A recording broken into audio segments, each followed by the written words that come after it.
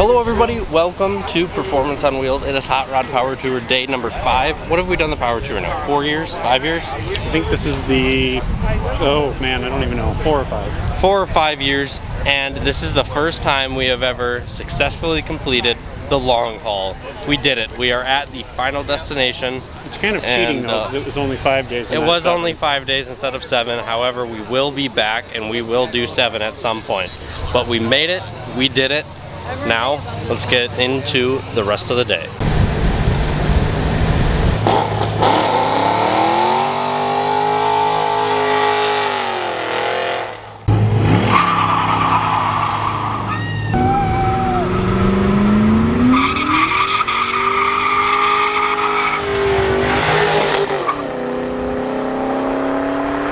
One thing I think is just truly remarkable is there's literally thousands of cars here, and some cars interchange throughout the day. Some leave the tour, some start the tour at different stops. But even right where we stand right now, pretty much none of these cars around us we drove today with. However, I can tell you a story about just about everyone. We were in a hotel with these people. The Corvette behind there had to replace their rear axle the other night at the hotel. We were at a hotel with this weird Willys looking thing. If I look over here, I see 2 Camaros that it's a father-son from Arkansas. We've seen them on the tour every year. Their first tour is the same year as ours. We rode behind this guy for a little bit in the old Chevy there. It's just fun. Like, there's thousands of cars, but like, not only do you form relationships with these people, talking with them throughout the day and at night, but you just start seeing all the same cars. It's hard to believe that it always happens. It's kind of weird that doesn't matter where you are, you end up with the same people somehow. There it is, ladies and gentlemen. 100% official. We are long haulers. We made it long haulers. Kind of sad to a certain degree that it's over. It really is fun. You have your moments where you wish it was done during the week. You're hot, you're tired, it's raining, your hotel room sucks, but there's something that just keeps you going day after day, and there's our token right there. To wrap up our week of long hauling, we decided to make the last day video about our favorite cars that we have found on the tour. So we're gonna go around all of the parked cars and pick out our personal favorites on the cars that we've seen on the tour. Let's get started. First on the list is the modern day Z28. Probably my favorite modern day sports car, muscle car, whichever category you want to put it in. This one's obviously a little special because it's a track monster. Those 305s on each corner, the carbon ceramic brakes, the naturally aspirated 7-liter with that LS7 in there. This car is truly unique, and at low production numbers, it's pretty darn desirable as well. There's never many to look at. There's always 1 or 2 at very large events, and I always find myself checking them out. Some of my favorite things on the Power Tour are Rusto Mods. The old Bronco behind me is pretty awesome. Come on, there's a Coyote in there. It's lifted. Everything is modernized to make that truly awesome.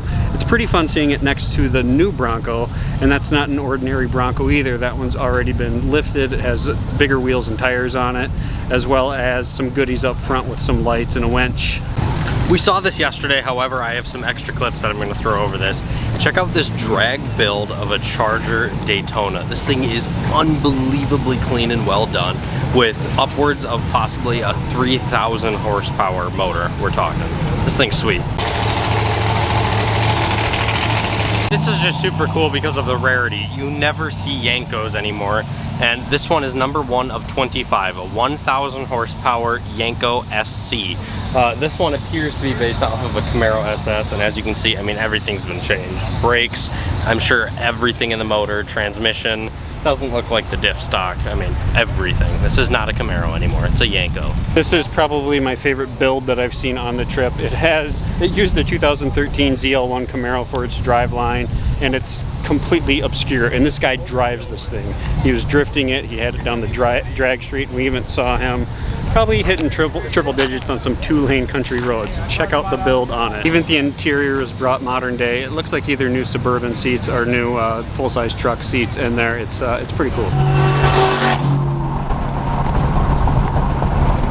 This is just cool because of the unique factor. So we saw probably 6-7 Toyota Supras. However, seeing a Skyline is just something special.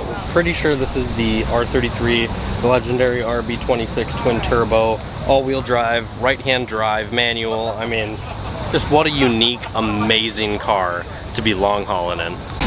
We'll look at these next three in a hurry. They do an awesome job of hiding some fatties underneath, as well as just being rolling pieces of art that can get down and boogie. They are awesomely blended with the styling of their era, which is mid-50s, I think, for all of them. If I think I'm correct in that. Correct me if I'm wrong. But with modern day tech to make them pretty darn enjoyable to drive.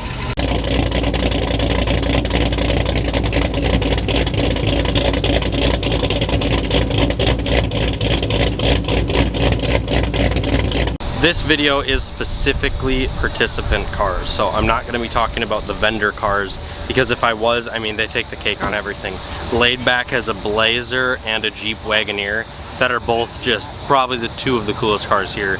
Toyota also has a Land Cruiser that's just some crazy drag build that's insane, and I mean, everything up there is just 10 out of 10 insane builds. So this is specifically just participant cars. One of the cooler trucks that we have seen on the trip says some type of LS in it. I can't tell if it's a 1, a 6, a 2, or a 3. It's one of those, but it has an LS NA in it, a Cadillac interior, just slammed to the ground. Looks like, I mean, a whole new drivetrain, all new suspension. I mean, this thing is awesome. There's a matching blue Lincoln to this that probably had the slowest quarter-mile times of all week. However, they do look good.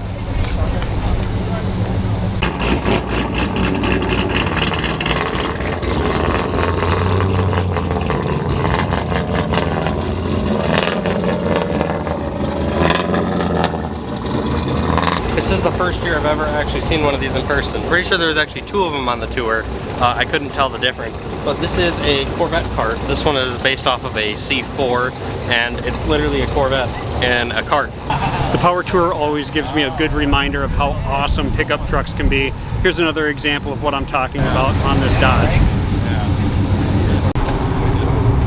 I mean, it's pretty simple. What isn't awesome about this? Man, just the whole massive, like, monster truck tire in the back just makes this thing look sweet.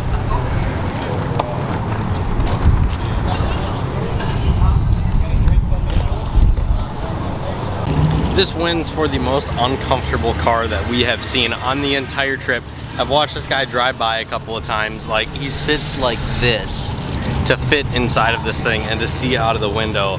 We tried to get the camera in there to show you what it looks like, but the camera literally won't fit through the window. In the end, he goes through all this pain to have an absolutely awesome looking chopped roof. He nailed the Plymouth.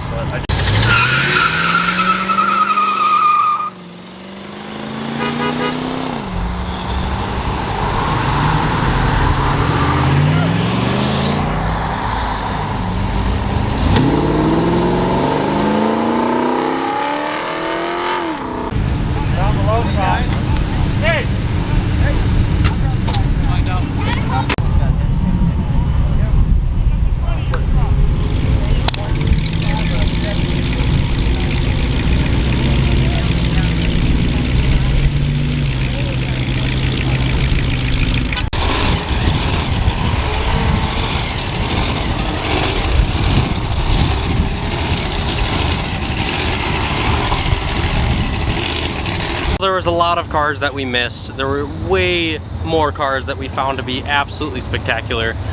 The lot cleared out super fast today, so we missed a lot of the ones we were looking forward to showing in today's video. However, I hope all of you enjoyed the Hot Rod Power Tour that joined. I hope all of you that are watching get to join the Power Tour next year. Thank you guys so much, and this sums up today's video. However, I would like to share my favorite car of the trip, and that would be my own 2004 Cadillac CTS-V, simply because it got us where we needed to go reliably, even though I beat the crap out of it down the drag strip with a rear diff mount that's completely blown out, and motor mounts that are also completely blown out. It got us here. and I couldn't be more thankful. It stayed reliable. It's a very fun car, and I hope all of you had fun, reliable cars as well for your trip. Have a great day, and we'll see you next year.